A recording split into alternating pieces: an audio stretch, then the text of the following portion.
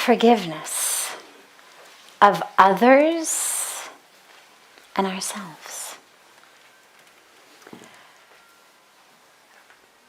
What I find to be the most powerful tool for forgiveness is the awareness that without it, that which you want most in the world is out of your reach. You cannot simultaneously be holding a grudge and be living in light and love and spiritual wisdom. They cannot coexist. And so the minute that you decide that peace, that love,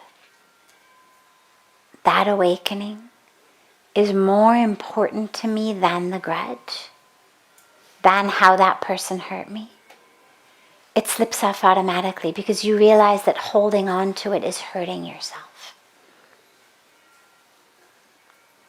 And so you know that person hurt you, but now you do whatever you can do to heal as quickly as you possibly can. And so that's the greatest way to forgive.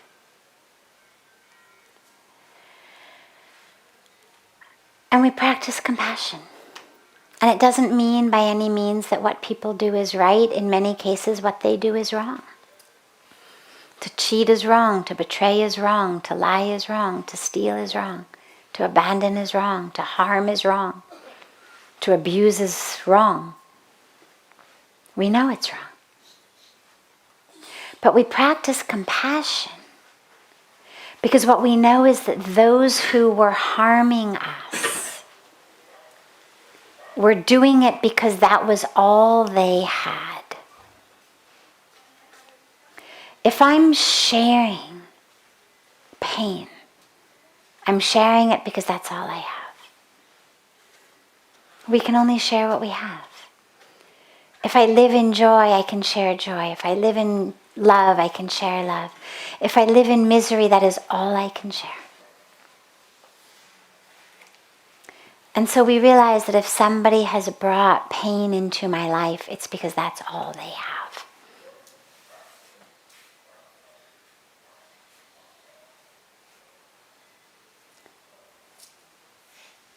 And in terms of ourselves, we forgive for the same reason. Number one, because not forgiving is holding us back. Number two, because we realize that at that time, like everybody else, I was doing the best that I could with the toolbox that I had at that moment in my life. And where the universe needed patience and compassion or skill from me, I didn't have it at that time. What I had was impatience and fear and anger. So I used those. We let it go. But we let it go with the clarity that I'm going to make sure my toolbox is full next time. Because there's going to be another time, another situation, when the universe wants that from me again. And I was unprepared the first time. So I acted unskillfully, hurt myself, hurt others. But I'm going to be sure to be prepared next time. If it turns out I didn't have patience last time, I'm going to cultivate it now. I didn't have understanding, I'm going to cultivate it now. I didn't have perseverance, I'm going to cultivate it now. And that's how we grow. But shame and guilt don't help us grow. They thwart our growth. So we let them go.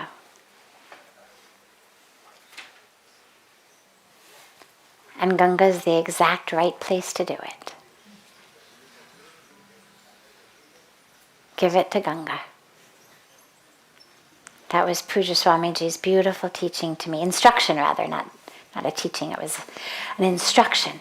Just give it to Ganga. The pain, the anger, the story, give it all. Just give it to Ganga. I have moments come sometimes in my own life where something will arise.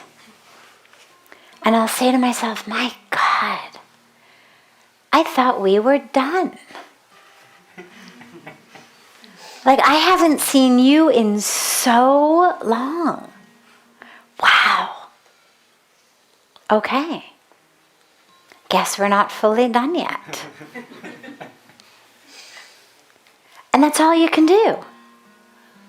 Like, years ago, the last time I dealt with that, I thought I had fully moved through it.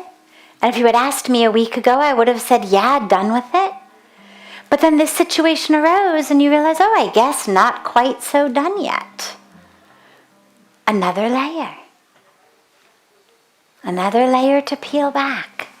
And so we just move through our lives peeling back these layers, but not feeling shameful about them, not feeling embarrassed by them, but realizing that each of them is taking us deeper and deeper into the truth of who we are.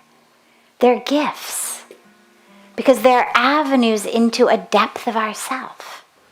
If nothing ever triggered us, if you lived somewhere where the rain never fell, you would never learn how to be the best carpenter in the world. You could be the sloppiest carpenter in the world and it wouldn't matter.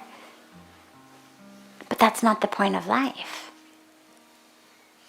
So it's not about how can I create a world in which nobody ever triggers me, nothing ever happens that pushes my buttons, nothing ever brings up anything for me. That's like saying, forget it, I'm too lazy to learn to be a good carpenter. I'm going to move somewhere it never rains. No. Stay where you are, where it rains. But learn to be a good carpenter. Learn to patch up those holes. And that's what the rain teaches us. And so when something happens and it triggers us, and there you realize, oh yeah, there it is again. That's an avenue. It's an avenue deeper into yourself. Use it. Don't berate yourself. Don't feel shame. Don't feel guilt. Don't feel anything. I'm fascinated by it when it happens. I've got this great fascination for the workings of my own psyche. Really, and it's like, wow, that's so interesting. Okay, here we are. Hadn't expected to spend the day with anger, but here we are. You know, it's like in India we say Atiti Devo Bhava. It's like the guest is God. You are not allowed to slam your door. You didn't want to see that guy? Too bad, he's shown up on your doorstep. You've got to let him in and give him a cup of tea. Same thing, it's like, all right, wasn't planning on spending the morning with anger, but there he arrived on my doorstep. Okay, let's give him his cup of tea and hope he'll be on his way sometime soon. Right? I'm not going to roll out a futon for him. I don't want him to stay the night. But I'm also not going to scream and yell and throw a temper tantrum on the doorstep because he's shown up. Like, all right, okay, here you are. Not what I expected, not what I planned. And then you figure out, okay, what do I need to do in the future to prevent him from coming? Like, why did he show up today? What happened yesterday or last night or this morning? Due to which, suddenly, out of the blue, after such a long time, totally unexpectedly, anger showed up. What happened? And it could be something as minor as, I didn't get enough sleep. I stayed up too late. Cranky when I'm tired. Could be any one of dozens of things from the most superficial physical level. Had too much sugar. Dinner last night threw off all my blood chemistry. Woke up in a cranky mood this morning. And it could be something much deeper. But you look at it. Without shame, without judgment. With fascination. And then learning for next time, how do we not have that happen?